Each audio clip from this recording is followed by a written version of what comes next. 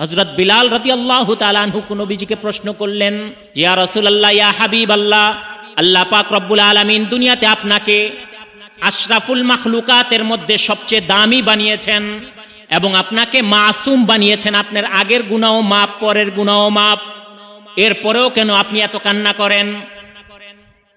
নবীজি সাল্লাল্লাহু আলাইহি ওয়াসাল্লাম বলেন, বিলাল, আমাকে আল্লাহ তাআলা ক্ষমা করে দিয়েছেন, তাই বলে কি আমি আল্লাহর শুকরিয়া আদায় করব না? আমি কি আল্লাহর কাছে কেঁদে কেঁদে শুকরিয়া আদায় করব না? তবে শুনে রাখো, এই রাতে কান্না করার কারণ হলো এই, আল্লাহ পাক রব্বুল আলামিন আজকে রাতে আমার কাছে ওয়াহি এই আয়াত নাজিল করেছেন, যে আয়াতে কারিমা আমি আপনাদের সামনে তিলাওয়াত করেছি। ইন্না ফি খালকিস সামাওয়াতি ওয়াল আরদ ওয়া ইখতিলাফিল লাইলি ওয়ান নাহার লাআয়াতিল লিউলিল আলবাব الذين يذكرون الله قياما وقعودا وعلى جنوبهم ويتفكرون في خلق السماوات والأرض ربنا ما خلقت هذا باطلا سبحانك فقنا عذاب النار। বিলাল, আমাকে আল্লাহ আদেশ করেছেন তার সৃষ্টি নিয়ে গবেষণা করার জন্যে, এই জন্য আমি কান্না করতেছি। আল্লাহর কত সৃষ্টি যা আমরা চোখে দেখি, অনুভব করি, অনেকগুলো অনুভব করতে পারি না, কিন্তু আল্লাহ তাআলা সব সৃষ্টি কত চমৎকার ভাবে সৃষ্টি করেছেন, এগুলা ভেবেই আমি আজকে সারা রাত কান্না করেছি। তবে শুনে রাখো, আল্লাহর যেই সকল বান্দাবান্দি আল্লাহ তাআলার সৃষ্টি নিয়ে গবেষণা করে না, তারা বড়ই হতভাগা। নবীজি বলেছেন, যারা আল্লাহর সৃষ্টি নিয়ে গবেষণা করে না তারা বড়ই হতভাগা। দুনিয়াতে যে যতই সফল হোক না কেন, আল্লাহ তাআলা যেই পদ্ধতিতে সফলতা অর্জন করার কথা বলেছেন, সফলতা অর্জনের যেই পন্থা বলেছেন, সেই পন্থা অর্জন করার আগ পর্যন্ত নিজেকে কেউ সফল ভাবতে পারেন না। আল্লাহ পাক রব্বুল আলামিন ইরশাদ করেন, ইন্না ফি খালকিস সামাওয়াতি ওয়াল আরদ ওয়া ইখতিলাফিল লাইলি ওয়ান নাহার লাআয়াতিল লিউলিল আলবাব।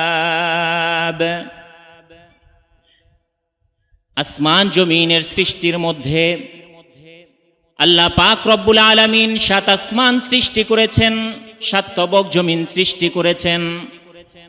ওয়াখতিলাফিল লাইলি ওয়ান নাহার, রাতের আসা যাওয়ার মধ্যে লাআয়াতিল লিউলিল আলবাব, আল্লাহর মাখলুকাতের মধ্যে সর্বোত্তম মাখলুক যারা, আশরাফুল মাখলুকাত মানুষ, মানুষের মধ্যে যারা জ্ঞানী, আল্লাহ পাক বলেন আমি তাদের জন্য নিদর্শন হিসেবে সৃষ্টি করেছি। আসমান জমিনের সৃষ্টির মধ্যে, রাত দিন আসা যাওয়ার মধ্যে আমি জ্ঞানীদের জন্য আলামত রেখেছি, তারা যেন এটা ভাবতে পারে আমার সৃষ্টি যত মহান, আমি আল্লাহ তার চেয়ে কোটি গুণ বড় মহান। জ্ঞানী কারা? আল্লাযীনা ইয়াযকুরুনাল্লাহ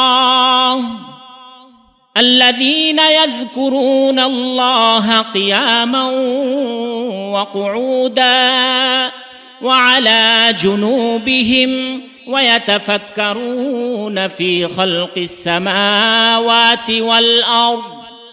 আল্লাহ পাক বলেন জ্ঞানী হচ্ছে তারা যারা আল্লাহর জিকির করে, যারা আল্লাহকে স্মরণ করে, কিয়ামা দাঁড়ানো অবস্থায়, ওয়া কুউদা বসা অবস্থায়, ওয়া আলা জুনুবিহিম শুয়ে শুয়ে, এক কথায় সর্ব অবস্থায় যারা আল্লাহ পাকের জিকির করে, সর্ব অবস্থায় যারা নামাজ পড়ে, সর্ব অবস্থায় যারা কোরআন তিলাওয়াত করে, এক কথায় যেই যেই বিষয়গুলাকে আল্লাহ পাকের নবী সাল্লাল্লাহু আলাইহি ওয়াসাল্লাম এবং কোরআনের মাধ্যমে আল্লাহ তাআলা আমাদেরকে জিকির হিসেবে প্রমাণিত করেছেন, সেই বিষয়গুলা যারা আল্লাহ পাককে মান্য করে চলবে, আল্লাহ পাকের বাদ আদেশ মান্য করবে, নিষেধ মান্য করবে, আল্লাহ পাক তাদেরকেই বলেছেন আল্লাযীনা ইয়াযকুরুনাল্লাহা কিয়ামা সর্ব অবস্থায় যারা আল্লাহর জিকির করবে আল্লাহ পাক তাদেরকে একমাত্র জ্ঞানী বলেছেন।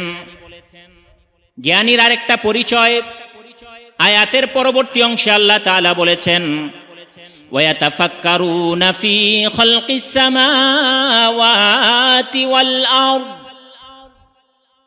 আসমান জমিনের সৃষ্টি নিয়ে যারা গবেষণা করে, আসমান জমিনের সৃষ্টি নিয়ে যারা গবেষণা করে এরা হচ্ছে জ্ঞানী। রব্বানা মা খালাকতা হাযা বাতিলা। গবেষণা করার পর যারা এটা স্বীকৃতি দেয়, এটা বলে রব্বানা, হে আমাদের রব, মা খালাকতা হাযা বাতিলা সুবহানাকা ফাকিনা আযাবান নার। আল্লাহ, আপনি যত সৃষ্টি আমাদের কল্যাণে সৃষ্টি করেছেন, আমরা দুই চোখে যা দেখি আর না দেখি যত মাখলুকাত আপনি সৃষ্টি করেছেন, একটা মাখলুক আপনি অনর্থক অযথা সৃষ্টি করেন নাই। সুবহানাক, আপনি পবিত্র, ফাকিনা আযাবান নার, আপনি আমাদেরকে জাহান্নামের আগুন থেকে মুক্তি দান করেন। মুহতারাম হাজিরিন, আল্লাহ পাক রব্বুল আলামিন এই আয়াতের মাধ্যমে আমাদেরকে জ্ঞানীর পরিচয় দিয়েছেন। আর আমাদের সমাজে আমরা জ্ঞানী ভাবি তাদেরকে, যারা বড় ডাক্তার, যারা বড় ইঞ্জিনিয়ার, যারা প্রফেসর, যারা দুনিয়ার বড় বড় শিক্ষিত, একমাত্র আমরা তাদেরকে জ্ঞানী ভাবি। কিন্তু আল্লাহ তাআলা বলেন না, জ্ঞানী হচ্ছে তারা যারা আমি আল্লাহর ইবাদত করবে, আমি আল্লাহকে রব হিসেবে মানবে, আমি আল্লাহর ওয়াহদানিয়াত স্বীকৃতি দিবে, আমি আল্লাহর রুবুবিয়ত পরিপূর্ণভাবে যারা নিজের আমলের দ্বারা পরিণত করবে, একমাত্র তারাই হচ্ছে জ্ঞানী। এবং আরেকটা পরিচয়, যারা আমার সৃষ্টি নিয়ে গবেষণা করবে, যে আল্লাহ আপনি একটা সৃষ্টি অযথা সৃষ্টি করেন নাই, প্রত্যেকটা সৃষ্টির মধ্যেই আপনার কোনো না কোনো উদ্দেশ্য রয়েছে। আল্লাহ পাক 7 আসমান জমিন সৃষ্টি করেছেন। প্রথম আসমানকে আল্লাহ তাআলা জমাট পানি দ্বারা সৃষ্টি করেছেন আমাদের নিদর্শনের জন্যে। দ্বিতীয় আসমানকে আল্লাহ তাআলা লোহা দ্বারা সৃষ্টি করেছেন। তৃতীয় আসমানকে আল্লাহ তাআলা তামা দ্বারা সৃষ্টি করেছেন। চতুর্থ আসমান, 4 নম্বর আসমানকে আল্লাহ তাআলা রূপা দ্বারা সৃষ্টি করেছেন। 5 নম্বর আসমানকে আল্লাহ তাআলা স্বর্ণ দ্বারা সৃষ্টি করেছেন। 6 নম্বর আসমান আল্লাহ তাআলা ইয়াকুত পাথর দ্বারা সৃষ্টি করেছেন। 7 নম্বর আসমানকে আল্লাহ তাআলা নূরের পাথর দ্বারা সৃষ্টি করেছেন। সুবহানাল্লাহ। শুধু তাই নয়, আসমান জমিনের সৃষ্টির মধ্যে আমাদের জন্য আরো কি নিদর্শন। নবীজি সাল্লাল্লাহু আলাইহি ওয়াসাল্লাম হাদিসে ইরশাদ করেছেন যে দুনিয়া থেকে আসমানের দূরত্ব, প্রথম আসমানের দূরত্ব কত জানো? প্রথম আসমানের দূরত্ব হচ্ছে 500 বছরের রাস্তা। এক একটা আসমানের পুরুত্ব বা মোটা হচ্ছে 500 বছরের রাস্তা। সর্বমোট যদি আমরা 7 আসমানকে মিলাই, তাহলে আল্লাহ তাআলা এক এক আসমান থেকে আরেক আসমানের দূরত্ব এবং প্রতিটা আসমানের পুরুত্ব আল্লাহ তাআলা 7000 বছরের রাস্তা বানিয়েছেন। 7 আসমান পর্যন্ত যত দূরে আল্লাহ তাআলা জিবরিল আলাইহিস সালাতু ওয়াস সালামের বসার স্থান সিদরাতুল মুনতাহা, যেটা 7 আসমান থেকে সিদরাতুল মুনতাহা পর্যন্ত আরো 7000 বছরের রাস্তা। সুবহানাল্লাহ। নবীজি এটাই বলেছেন। কিন্তু কিসের দূরত্বে, কোন স্পিডে গেলে 500 বছরের রাস্তা, এটা কিন্তু নবীজি বলেন নাই। আমরা যদি বর্তমান বিজ্ঞানীদের গবেষণা অনুযায়ীও বলি, এই পৃথিবীতে বর্তমানে সবচেয়ে দ্রুতগামী জিনিস হচ্ছে লাইটের আলো, যা প্রতি সেকেন্ডে 1,86,000 মাইল অথবা 3 লক্ষ কিলোমিটার পর্যন্ত অতিক্রম করে। সুবহানাল্লাহ। প্রতি সেকেন্ডে 1,86,000 মাইল যেই আলো অতিক্রম করে, এই আলো যদি ধারাবাহিকভাবে এত স্পিডে যদি চলতে থাকে কোনো আমাদের আবিষ্কৃত কোনো জিনিস, রকেট হোক, বিমান হোক, যে কোনো মাধ্যমেই হোক, যদি আমরা 500 বছর প্রতি সেকেন্ডে 1,86,000 মাইল স্পিডে চলতে পারি, তাহলে প্রথম আসমান পর্যন্ত যেতে আমাদের 500 বছর লাগবে।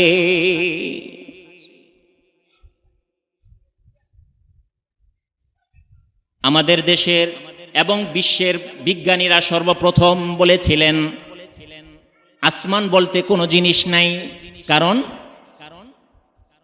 তারা কলসির তলা খুঁজে পান নাই। তাদের জ্ঞানের দূরত্ব এতটাই কম ছিল যে তারা আসমানের গভীরতা সম্পর্কে অনুমানও করতে পারেন নাই। পরবর্তীতে তারা ঠিকই স্বীকৃতি দিয়েছে যে আসমান হ্যাঁ এত দূরে। আল্লাহ পাক রব্বুল আলামিন কোরআনে যতগুলা নিদর্শন, বড় বড় নিদর্শন আমাদের জন্য দিয়েছেন, প্রথম বিজ্ঞানীরা অস্বীকার করলেও পরবর্তীতে কিন্তু ঠিকই সেগুলো স্বীকৃতি দিয়েছিল তারা। এই জগতের মধ্যে আসমানের নিচে এবং আসমানের উপরে আল্লাহ তাআলা অনেকগুলা জগৎ সৃষ্টি করেছেন।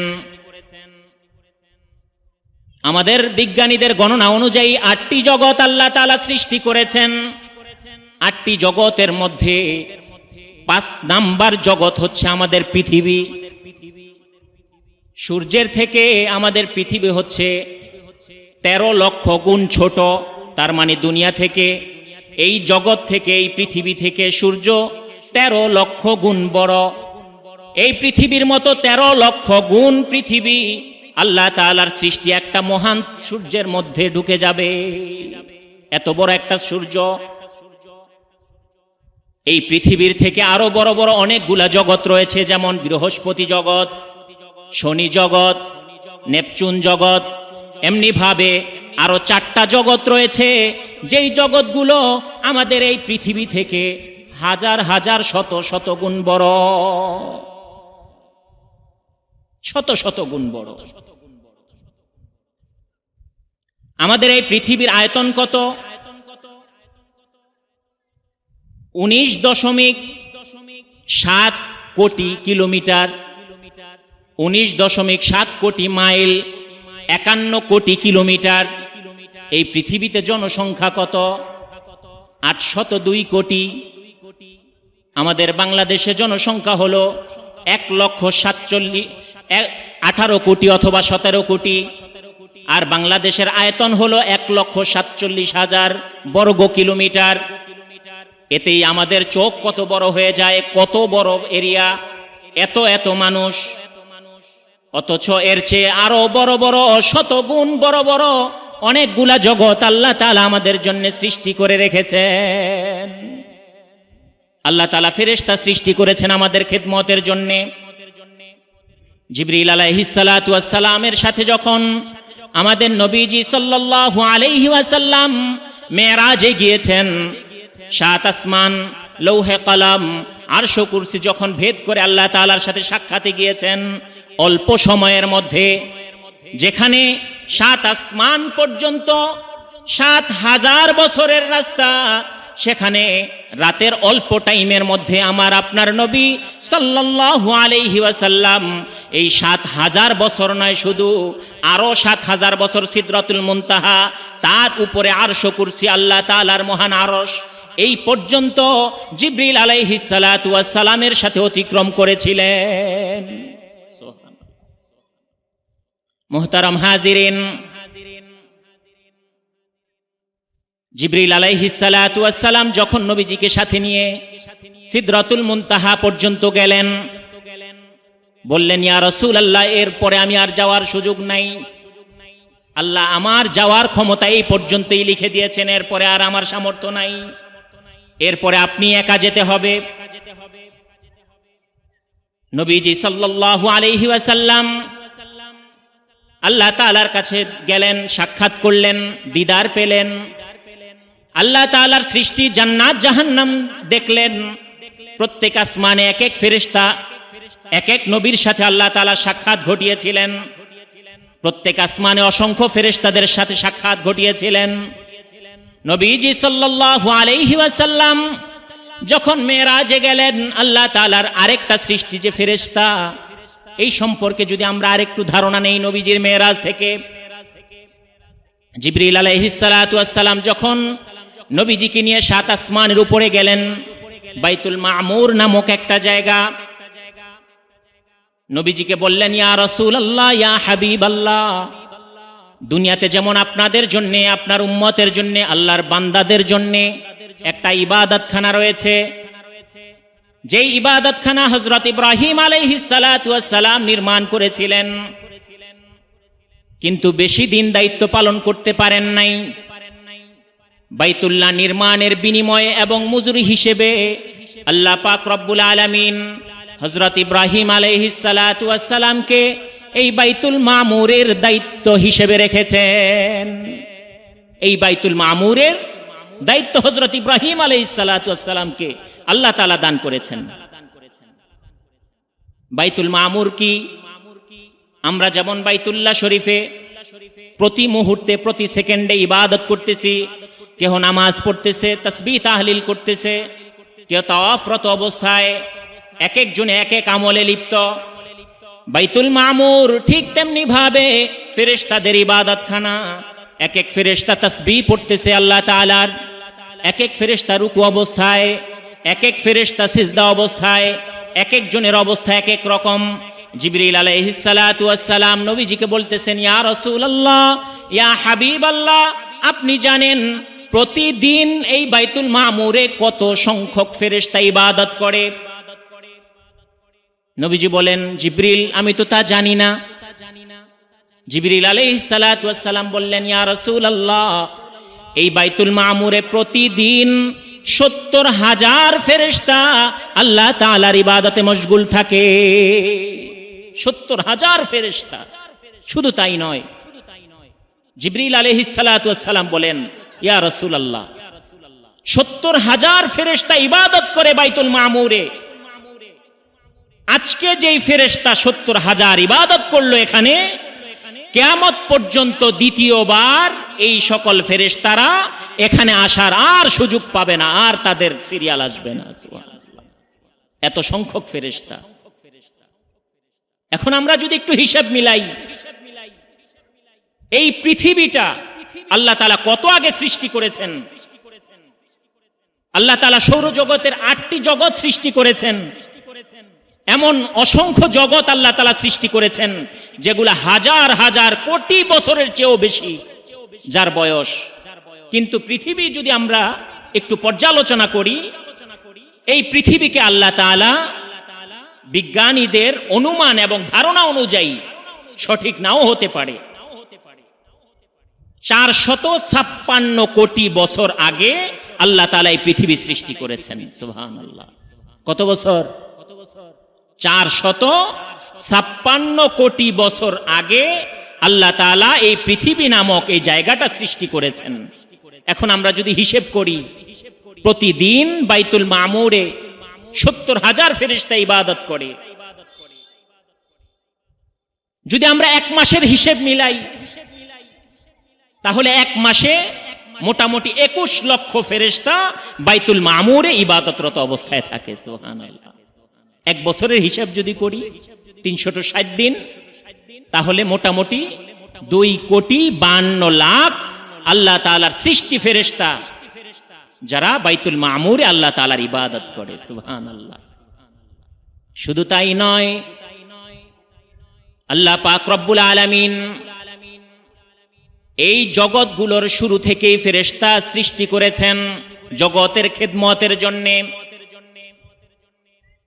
এক বছরেই যদি বাইতুল মামুরে ইবাদতগার ফেরেশতার সংখ্যা 2,52,00,000 হয়, তাহলে যদি পৃথিবীর হিসেবটাই আমরা ধরি, 452 কোটি বছর আমরা যদি 70,000 দিয়ে গুণ দেই, আমাদের ব্রেন হ্যাং করবে, আমাদের কম্পিউটারেও কাজ করবে না।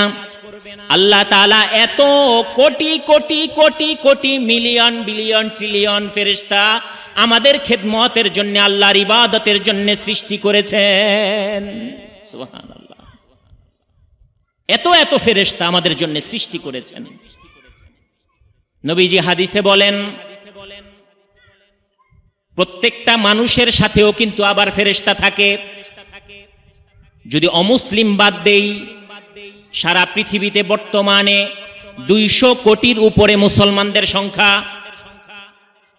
যদি এক একজন মুসলমান অথবা ইমানদারের সাথে রাত দিন 24 ঘন্টার মধ্যে সর্বনিম্ন আল্লাহ তাআলা 4 জন করে 8 জন ফেরেশতা নিযুক্ত রাখেন, তাহলে 8 জন ফেরেশতাকে যদি আমরা 200 কোটি দিয়ে পূরণ দেই, কত কোটি কোটি কোটি কোটি ফেরেশতা আল্লাহ পাক রব্বুল আলামিন শুধু মানুষের খেদমতের জন্য, মানুষের নিরাপত্তার জন্য সৃষ্টি করেছেন।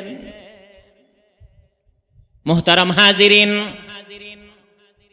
আল্লাহ পাকের এমন অসংখ্য অগণিত সৃষ্টি যেগুলো আমাদের কল্যাণে, একমাত্র আমাদের কল্যাণে সৃষ্টি করেছেন। যেই সৃষ্টি আমরা চোখে দেখি অথবা দেখি না, যেটাকে আমরা মূল্যায়ন করি অথবা করি না, প্রত্যেকটা সৃষ্টি কিন্তু আল্লাহ তাআলা কোনো না কোনো উদ্দেশ্যে আমাদের কল্যাণের জন্য সৃষ্টি করেছেন। এই পৃথিবীতে যত বড় প্রাণী হোক না কেন, যত বড় সৃষ্টি হোক না কেন, প্রত্যেকটা সৃষ্টি একমাত্র মানুষের জন্য, একমাত্র মানুষের জন্য সৃষ্টি করেছেন। আল্লাহ তাআলার এমন কোটি কোটি সৃষ্টি যেগুলা সম্পর্কে আমাদের মোটেও ধারণা নেই। এমনও সৃষ্টি আছে সমুদ্রের মাঝে। সারা পৃথিবীতে যদি আমরা হিসেব করি তাহলে 51 কোটি বর্গ কিলোমিটার এই পৃথিবীর এরিয়া। এই পৃথিবীটা আল্লাহ পাক রব্বুল আলামিন 71% পানি আর মাত্র 29% মাটি সৃষ্টি করেছেন। পৃথিবী সৃষ্টির পর যখন দেখলেন একটু নড়াচড়া করছে, এটাও আল্লাহ তাআলার নিদর্শন, কারণ এই পৃথিবীটা পানির উপরে ভাসমান। যখন নড়াচড়া করছে, আল্লাহ তাআলা পৃথিবীর জায়গায় জায়গায় পাথরগুলা সেটিং করে আল্লাহ তাআলা এগুলাকে পেরেক হিসেবে মেরে দিয়েছেন। সুবহানাল্লাহ। আল্লাহ তাআলা বলেন ওয়াল জিবালা আওতাদা, আমি আল্লাহ পৃথিবীর বুকে যতগুলা পাহাড় সৃষ্টি করেছি, এই পাহাড়গুলাকে তোমরা যেমনি ভাবে গবেষণা করো না কেন, আমি আল্লাহ কিন্তু এগুলাকে দুনিয়ার জন্য, পৃথিবীর জন্য পেরেক হিসেবেই সৃষ্টি করেছি। এগুলো হচ্ছে পেরেক। আমরা যখন দুনিয়াতে কিছু বানাই, পেরেক চিনেন না? পেরাক যেটাকে বলি আমরা, তার কাটাও বলে অনেকে। কিছু বানাইলে যখন নড়াচড়া করে তখন কি আমরা পেরাক মেরে দেই। তো যখন দুনিয়া আল্লাহ তাআলা সৃষ্টি করলেন যাতে নড়াচড়া না করতে পারে, এই জন্যে আল্লাহ তাআলা এই পাহাড়গুলাকে পেরাক হিসেবে দুনিয়াতে স্থাপন করেছেন, যাতে পৃথিবীটা নড়াচড়া না করে এবং আমরা কি মানুষ ভয় সন্ত্রস্ত না হই, আমরা যাতে ভীতি সন্ত্রস্ত না হই। এই জন্য আল্লাহ তাআলা এই পৃথিবীটাকে আটকে দিয়েছেন পেরাক মেরে। আল্লাহ তাআলা সমুদ্র সৃষ্টি করেছেন, বঙ্গোপসাগর, প্রশান্ত মহাসাগর, আমাদের পাশে যেটা বঙ্গোপসাগর, আটলান্টিক মহাসাগর, এমন শত শত সাগর, সমুদ্র, মহাসাগর আল্লাহ তাআলা সৃষ্টি করেছেন। এক একটা সাগরের তলদেশে কত কি পরিমাণ মাখলুকাত আল্লাহ তাআলা সৃষ্টি করেছেন, এটা পৃথিবীতে কোনো মানুষ গবেষণা করেও শেষ করতে পারবে না। কি পরিমাণ নিয়ামত আল্লাহ তাআলা দিয়েছেন। এত এত বড় বড় মাছ, এত এত বড় বড় এত প্রাণী আল্লাহ তাআলা সৃষ্টি করেছেন, যেগুলা কোনো ব্রেন, এই দুনিয়ার শর্ট ব্রেন দ্বারা আমরা গবেষণা করে এগুলা শেষ করতে পারবো না। তারপরেও আমাদের এগুলা নিয়ে চিন্তা করতে হবে, কারণ আল্লাহ তাআলা এটাই বলেছেন, নবীজি হাদিসে বলেছেন, তাফাক্কারু ফি খালকিল্লাহ ওয়ালা তাতাফাক্কারু ফিল্লাহ। আল্লাহ পাকের নবী ইরশাদ করেন, হে আমার উম্মত, তোমরা আল্লাহকে নিয়ে গবেষণার প্রয়োজন নাই। আল্লাহর হাত আছে না পা আছে, আল্লাহ ঘুমান কিনা, আল্লাহর ছেলে সন্তান আছে কিনা, আল্লাহ কারো থেকে জন্ম নিয়েছেন কিনা এগুলা গবেষণার প্রয়োজন নাই। কারণ এগুলা নিয়ে যদি তোমরা গবেষণা করো, অনেক ক্ষেত্রে তোমাদের ঈমান চলে যাওয়ার সম্ভাবনা থাকে, ঈমান চলে যেতে পারে। এই জন্যে তোমরা আল্লাহকে নিয়ে গবেষণার প্রয়োজন নাই। আল্লাহর সৃষ্টি নিয়ে যদি গবেষণা করতে পারো, তাহলে আল্লাহর পরিচয় তোমরা পেয়ে যাবা। আল্লাহর সৃষ্টি নিয়ে যদি তোমরা সামান্য পরিমাণ গবেষণা করো, তাহলে আল্লাহ তাআলা তোমাদের অন্তরের মধ্যে তার পরিচয় দিয়ে দিবেন। যেমন গাছ তোমার নাম কি, ফলে পরিচয়। আল্লাহর সৃষ্টি দেখে যিনি রব, তিনি যা সৃষ্টি করেছেন, তার সৃষ্টি যদি এত চমৎকার হয়, না জানি আমার আল্লাহ কত চমৎকার, কত সুন্দর। আল্লাহ তাআলা সাগর মহাসাগর, অসংখ্য অগণিত মাখলুকাত আল্লাহ তাআলা সাগর মহাসাগরে সৃষ্টি করে রেখেছেন, যেটা আমাদের অনেক সময় কাজে আসে, আবার আসে না। আল্লাহ তাআলা তার মতো একটা প্রাণী সৃষ্টি করেছেন সাগরের মধ্যে, যেটাকে আমরা তিমি মাছ হিসেবে চিনি না। বিজ্ঞানীরা প্রথমে আবিষ্কার করেছিল তিমি নামক একটা মাছ, যেটা এত বড় আকৃতির আল্লাহ তাআলা সৃষ্টি করেছেন। এক একটা নীল তিমি মোটামুটি 200 টন ওজনের হয়। সুবহানাল্লাহ, কতটুক? 200 টন। এত বড় আকৃতির নীল তিমি। একটা নীল তিমির প্রতিদিনের খাবার কি? একটা নীল তিমির প্রতিদিনের খাবার মাত্র 8 থেকে 10 টন। মাত্র 8 থেকে 10 টন। এমন শত সহস্র নীল তিমি আল্লাহ তাআলা সাগরের বুকে সৃষ্টি করে রেখেছেন। তারা কখনো পরিশ্রম করা লাগে না, তারা আল্লাহকে স্বীকৃতি দেন, আল্লাহকে রব হিসেবে মেনে নেন। তাদের মধ্যে কোনো অহংকার নাই। আমাকে আল্লাহ এত বড় বানিয়েছেন, সূর্যের মধ্যেও চন্দ্রের মধ্যেও কোনো অহংকার নাই, নীল তিমির মধ্যেও কোনো অহংকার নাই। রব হিসেবে আল্লাহর উপরেই তারা ভরসা রাখেন, কারণ তারা জানেন, কোরআনেও আল্লাহ তাআলা বলেছেন, ওয়ামা মিন দাব্বাতিন ফিল আরদি ইল্লা আলাল্লাহি রিজকুহা।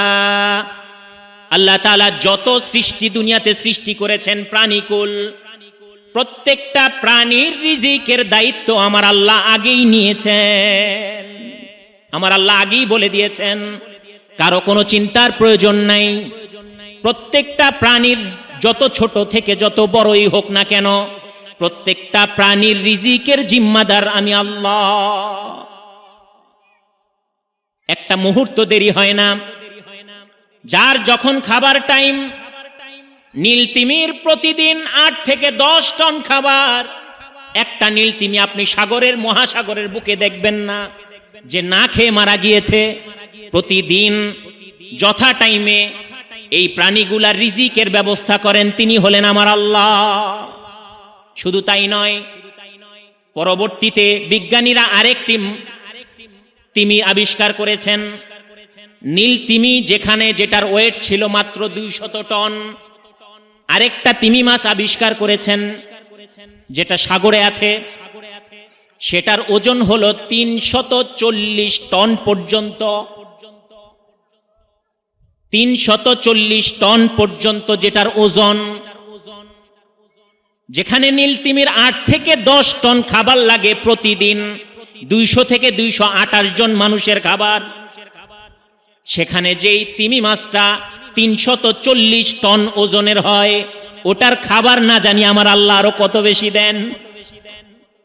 শুধু তাই নয়, সাগরের একটা নীল তিমির এত বিকট আওয়াজে আওয়াজ করতে পারে, তার গলার আওয়াজ এত বেশি, এই পৃথিবীতে সবচেয়ে উচ্চমানের আওয়াজ যাই হোক না কেন, একটা মানুষ যখন কানের পর্দা ফেটে যায় 120 অথবা 130 পয়েন্ট আওয়াজেই কানের পর্দা ফেটে যায়, সেখানে একটা নীল তিমির আওয়াজ হচ্ছে 188। একটা মানুষের কানের পর্দা ফাটার আওয়াজ হলো 120 অথবা 30। তার চেয়েও আরো কয়েক ধাপ এগিয়ে হচ্ছে একটা নীলতিমির গলার আওয়াজ, 188। সুবহানাল্লাহ। শুধু তাই নয়, বিজ্ঞানীরা গবেষণা করেছেন, এক একটা নীলতিমি যখন সাগরের মাঝে আওয়াজ দেয়, অন্য আরেক নীলতিমি 1000 মাইল দূর থেকে ওইটার আওয়াজ শুনতে পায়। 1000 মাইল। এগুলা কে সৃষ্টি করেছেন? একমাত্র আমার আল্লাহ সৃষ্টি করেছেন। রব্বানা মা খালাকতা হাযা বাতিলা সুবহানাকা ফাকিনা আযাবান নার। আল্লাহ, আপনি অনর্থক কোনো কিছুই সৃষ্টি করেন নাই, কোনো কিছুই আপনি সৃষ্টি করেন নাই। আল্লাহ বলেন, বান্দা, অন্যান্য সৃষ্টির দিকে তাকানোর প্রয়োজন নাই। ওয়াফি আনফুসিকুম আফালা তুবসিরুন। বান্দা, তুমি যদি তোমার নিজের দিকে দেখো, আমি আল্লাহ তোমাকে কত সুন্দর চমৎকার ভাবে দুনিয়াতে সৃষ্টি করেছি। আমি আল্লাহ তোমাকে আশরাফুল মাখলুকাত হিসেবে স্বীকৃতি দিয়েছি। হাজারো কোটি সৃষ্টির মাঝে আমি আল্লাহ রব হয়েও তোমাকে আশরাফুল মাখলুকাত হিসেবে স্বীকৃতি দিয়েছি। যার মানে তিনি বানিয়েছেন, তিনি যেখানে আমাদেরকে আশরাফুল মাখলুকাত হিসেবে স্বীকৃতি দিয়েছেন, সেখানে অন্য কে কি আমাদেরকে ভাবলো, অন্য কোন মাখলুকের কাছে আমরা কেমন, এটা আমাদের দেখার আর কোনো প্রয়োজন নাই। কারণ বাড়ির মালিক বাড়ি বানিয়েছেন 10টা, ওই 10টা বাড়ির মধ্যে বাড়ির মালিক বলে যদি আমার এই বাড়িটা সবচেয়ে দামি, তাহলে ওটাই সবচেয়ে দামি। আল্লাহ তাআলা অসংখ্য অগণিত সৃষ্টি করেছেন, তার মধ্যে বলেছেন সবচেয়ে দামি হচ্ছে মানুষ। সূর্য যতই সুন্দর হোক, চন্দ্র যতই সুন্দর হোক, আসমানের তারকারাজি যতই সুন্দর হোক, আল্লাহ বলেন, বান্দা, আমি তোমাকেই একমাত্র সৃষ্টি করেছি সুন্দর অবয়বে, সুন্দর আকৃতিতে তোমাকেই সৃষ্টি করেছি। লাকাদ খালাকনাল ইনসানা ফি আহসানি তাকওয়িম। মানুষকে সুন্দর আকৃতিতে, সুন্দর গঠনে আমি সৃষ্টি করেছি। ওয়াফি আনফুসিকুম আফালা তুবসিরুন। বান্দা, তোমাকে নিয়ে তুমি একটু গবেষণা করো। হযরত হাসান বসরি রাহমাতুল্লাহি আলাইহি বলেন, আল্লাহ পাকের কোন বান্দাবান্দি যখন আল্লাহর কোন সৃষ্টি নিয়ে সামান্য টাইম গবেষণা করে, ফিকির করে, চিন্তা করে, তাহলে আল্লাহ তাআলা তাকে সারা রাত নফল ইবাদত করার সওয়াব তার আমলনামায় দান করেন। রব্বানা মা খালাকতা হাযা বাতিলা। আল্লাহ তাআলা কোনো কিছু এমনি এমনি সৃষ্টি করেন নাই। বান্দা, তোমাকে নিয়ে তুমি একটু গবেষণা করো। কত সুন্দর তোমার 2টা চোখ দিলাম। যার চোখ নাই, যাকে চোখ দেই নাই, সে বুঝে চোখের কি মর্যাদা। তোমাকে হাঁটার শক্তি দিলাম। মায়ের পেট থেকে বের হই তুমি দৌড় দাও নাই। আমি আল্লাহ তাআলা ধাপে ধাপে তোমাকে সৃষ্টি করেছি। তোমার প্রত্যেকটা অঙ্গ প্রত্যঙ্গ, তোমার প্রত্যেকটা কর্মকাণ্ড আমি ধাপে ধাপে আল্লাহ তাআলা তোমাকে দিয়েছি সক্ষমতা। আমি সর্বপ্রথম মায়ের গর্ভে তোমাকে বাবার শরীর থেকে 1 ফোঁটা নাপাক পানি হিসেবে দিয়েছিলাম। সেখান থেকে রক্তের টুকরা, গোশতের টুকরা, হাড্ডি, মানুষের কঙ্কাল, এরপরে প্রত্যেক 40 দিনে যখন ধারাবাহিকতার সাথে আল্লাহ তাআলা মানুষের আকৃতি দান করেছেন, 9 মাস অথবা 10 মাস 10 দিন মায়ের গর্ভ থেকে আল্লাহ তাআলা দুনিয়াতে ভূমিষ্ঠ করেছেন। মায়ের পেট থেকে বের হয়েই কিন্তু তুমি দৌড় দিতে পারো নাই। তোমার এতটুকুও শক্তি ছিল না, নড়াচড়াও করতে পারো নাই, এদিক সেদিকেও তাকাইতে পারো নাই, চোখটাও মেলতে পারো নাই। আমি আল্লাহ তাআলা তোমাকে ধারাবাহিকভাবে চোখ মেলার ক্ষমতা দিলাম। ধীরে ধীরে হাত পা নাড়াচাড়া করতে পারো। ধীরে ধীরে এরপরে ধারাবাহিকতার সাথে তুমি বসতে শিখেছো বান্দা। এরপরে দাঁড়াতে শিখেছো কিন্তু পড়ে যাও। এরপরে হাঁটতে গেলেও পড়ে যাও। এরপরে আমি আল্লাহ তোমাকে এমন শক্তি সামর্থ্য দিয়েছি, এরপরে তোমাকে আর পিছন ফিরে তাকাইতে হয় না। আমি আল্লাহ তোমাকে এমন ক্ষমতা দিয়েছি, তুমি 10 জন মানুষের কাজ একাও করতে পারতা। বান্দা, আমি তোমাকে 2টা হাত দিলাম, কত সুন্দর, 2টা পা দিলাম, কত সুন্দর। তোমার পার্শ্ববর্তী অথবা তোমার ক্লাসের একসাথে পড়ুয়া অনেক স্টুডেন্ট এমন থাকে, তাদের মধ্য থেকে তোমাকে আমি ডাক্তার, ইঞ্জিনিয়ার বানিয়েছি, কিন্তু তাদেরকে বেকার বানিয়েছি। এমনও অনেক আছে একসাথে পড়ালেখা করেছে, একই মায়ের সন্তান 2 জন, একজন বড় ডাক্তার, ইঞ্জিনিয়ার, প্রফেসর, টাকাওয়ালা, পয়সাওয়ালা, আর আরেকজন হচ্ছে ভিক্ষুক, আরেকজন হচ্ছে একই ভাইয়ের। আমাদের সমাজে এমনও আছে, ছোট ভাইকে আল্লাহ তাআলা হাজারো কোটি টাকা দান করেছেন, একই মায়ের পেটের বড় ভাই, ওই ছোট ভাইয়ের ঘরের কেয়ারটেকার, বাড়ির কেয়ারটেকার আল্লাহ তাআলা বানিয়েছেন। বান্দা, কখনো তো এটা নিয়ে গবেষণা করো নাই যে আল্লাহ, মেধা যদি আমার থাকতো, সবকিছু যদি মেধা দিয়ে করা সম্ভব হতো, তাহলে একই মায়ের পেট থেকে বের হইলাম 2 ভাই, এক ভাইকে আল্লাহ তাআলা এত বড় বানিয়েছেন, আর এক ভাইকে তার কাছে হাত পাতার মতো বানিয়েছেন। কখনো চিন্তা করো নাই? আমি তোমার মধ্যে তো চমৎকার একটা ব্রেন দিয়েছি, একটা চোখ দিয়েছি আমি তোমাকে। এই চোখের পাওয়ার কত জানো? যার নাই তার কাছে জিজ্ঞেস করো।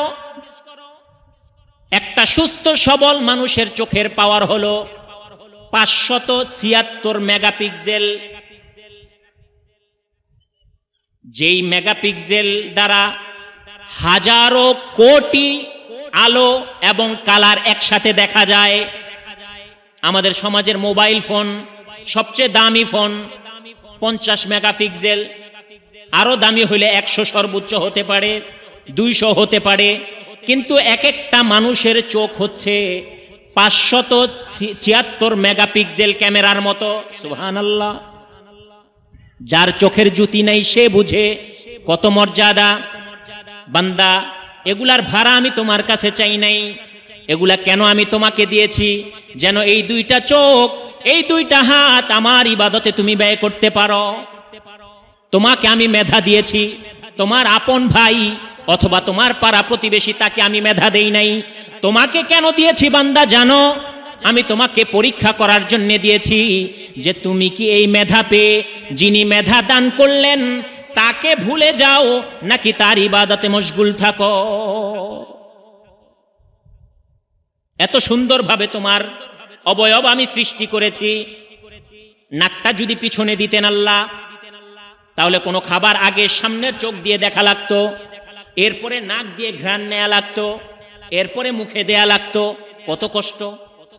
কিন্তু আল্লাহ তাআলা এমন সুন্দরভাবে আমাদেরকে সৃষ্টি করেছেন, প্রত্যেকটা জায়গা যেখানে যেখানে দিলে সুন্দর সেখানেই আল্লাহ তাআলা সেটিং করেছেন। এক লোক, আল্লাহ তাআলার সৃষ্টি কত চমৎকার, এগুলা নিয়ে কখনো আমরা ভাবি না। এক লোক ট্রেনের জার্নিতে, কাল্পনিক ঘটনা যদিও, মানে আল্লাহ তাআলার সৃষ্টির দামটা কত এটা বোঝানোর জন্য। ট্রেনের জার্নিতে কোথাও যাচ্ছেন, অনেক ভিড়, হাত পা নড়াচড়া করা যায় না, একজনে পায়ে পাড়া দেয়, আরেকজনে গায়ের সাথে ঘেঁষা দেয়। তো সে বলতেছে যে আল্লাহ, তুমি হাত পা গুলা দিলা, এমন সিস্টেম যদি দিতা যে হাত পা গুলা কি নাট সিস্টেম থাকতো, নাট খুলে কি নাট বোল্ট খুলে ব্যাগের মধ্যে রেখে ট্রেনের সানসেটে রেখে দিতাম। আবার সকালবেলা যখন ট্রেন থামবে, আবার নামার সময় কি নাট বোল্ট আটকে কি সুস্থভাবে বাড়িতে যেতাম। কল্পনা করতে করতে ঘুমায়া গেল। সকালবেলা ঘুম ভাঙলো। ঘুম ভাঙার পর দেখতেছে তার সানসেটের উপরে যে ব্যাগটা ছিল ওই ব্যাগটা নাই, চোরে নিয়ে গেছে। তখন সে চিন্তা করতেছে, রব্বানা মা খলাকতা হাযা বাতিলা। আল্লাহ, তুমি যদি আমাদের হাত পা গুলা নাট বোল্ট সিস্টেম করতা, তাহলে নাট বোল্ট খুলে ব্যাগের মধ্যে রাখতাম। আর ওই ব্যাগ যেহেতু চোরে নিয়ে গেছে, তাহলে তো সকালবেলা আমি উঠে কি প্রতিবন্ধী, হাত নাই পা নাই।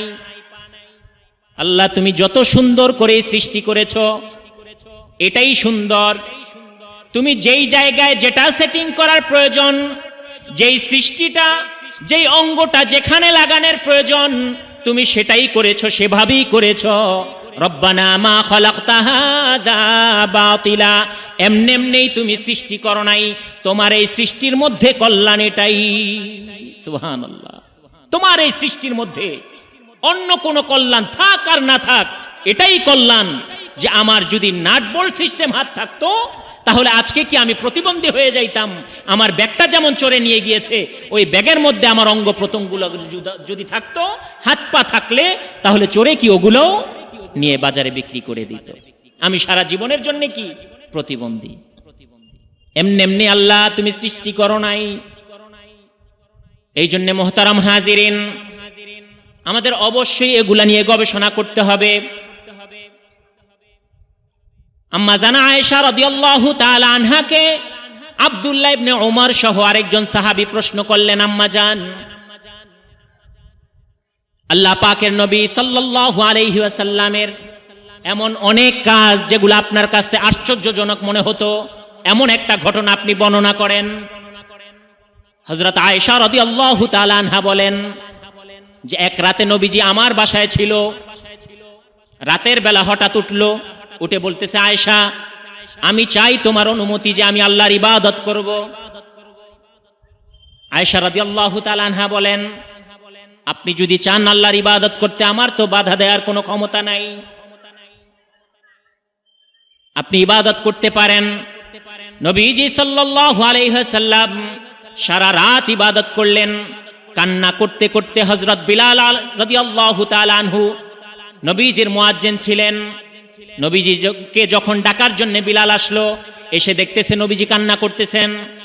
হযরত বিলাল রাদিয়াল্লাহু তাআলা আনহু নবীজিকে প্রশ্ন করলেন, ইয়া রাসূলুল্লাহ, ইয়া হাবিবাল্লাহ, আল্লাহ পাক রব্বুল আলামিন দুনিয়াতে আপনাকে আশরাফুল মাখলুকাতের মধ্যে সবচেয়ে দামি বানিয়েছেন এবং আপনাকে মাসুম বানিয়েছেন, আপনার আগের গুনাহও মাপ, পরের গুনাহও মাপ, এরপরেও কেন আপনি এত কান্না করেন?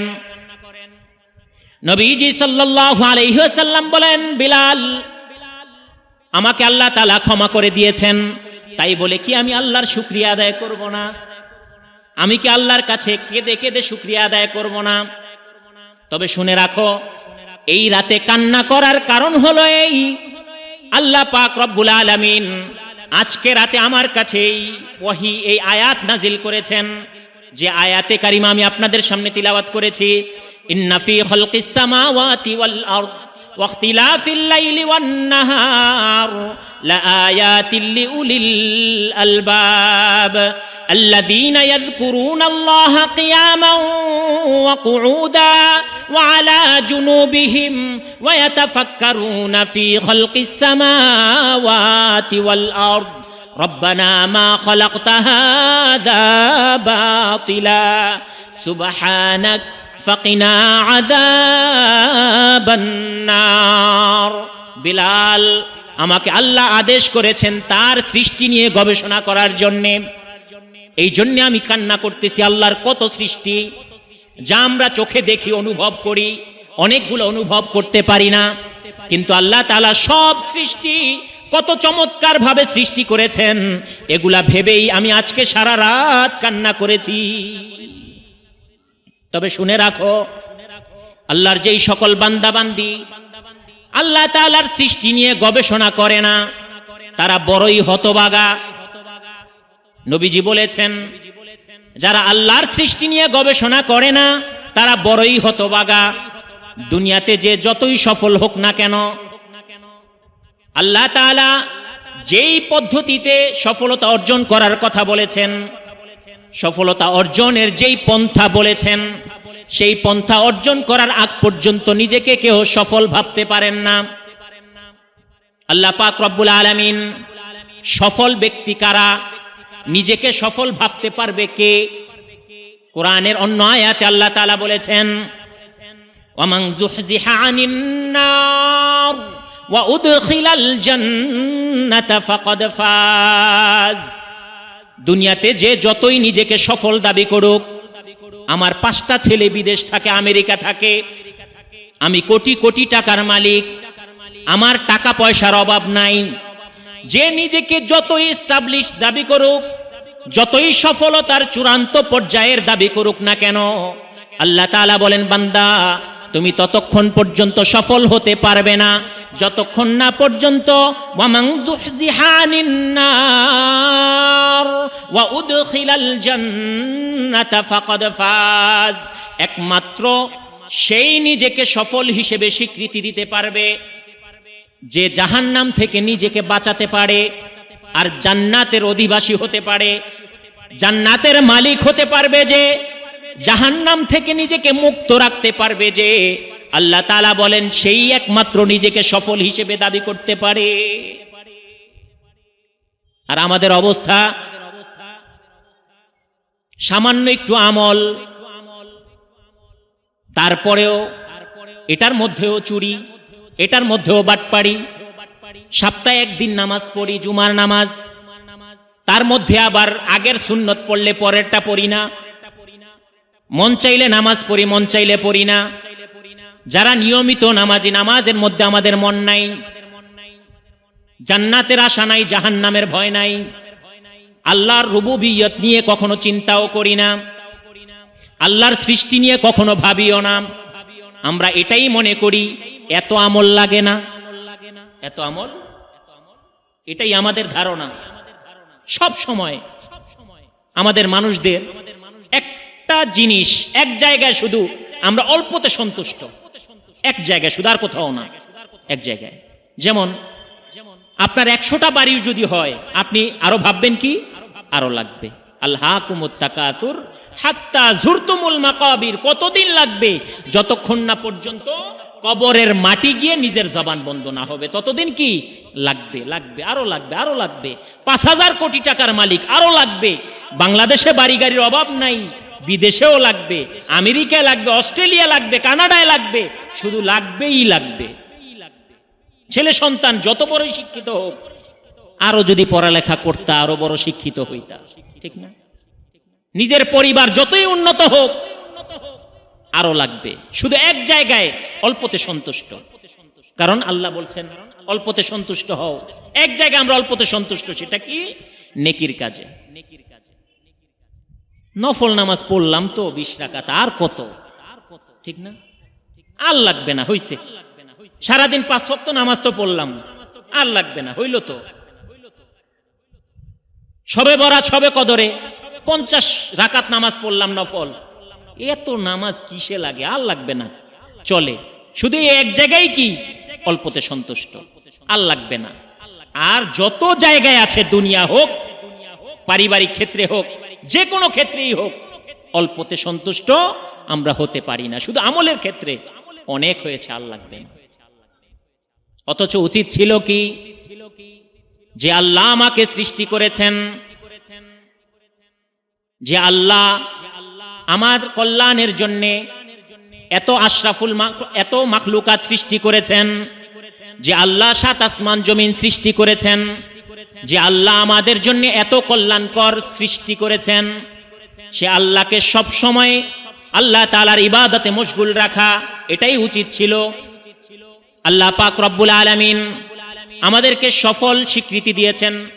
কখন আমরা সফল হব, সেই পন্থা, সেই পথ অর্জন করার প্রচেষ্টা চালানোই উচিত ছিল, কিন্তু আমরা সেটা করি না।